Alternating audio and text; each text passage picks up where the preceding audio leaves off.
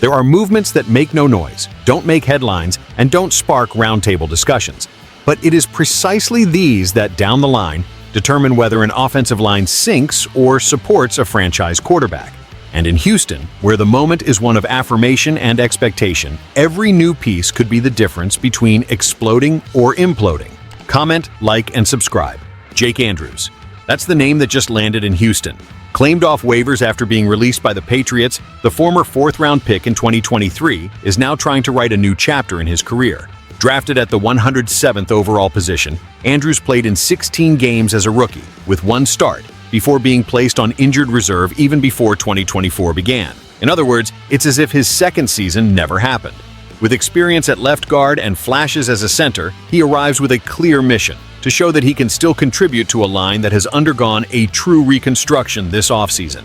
In New England, he had a quiet year, a 53.0 grade on PFF, ranking 93rd among 136 guards. But the context is different. The demands are too.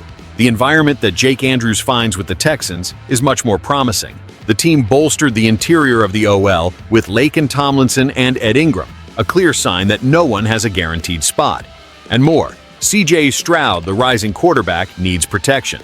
It's a long-term project, and the Houston leadership knows it. Andrews, even as depth, has a real window to carve out a space on a roster that is seeking stability in the middle. We're not talking about a Pro Bowler, but a player who can gain relevance if he shows consistency and durability in practices and preseason snaps. His history at Troy, coupled with versatility between guard and center, provides a technical margin that could weigh in during the final cuts.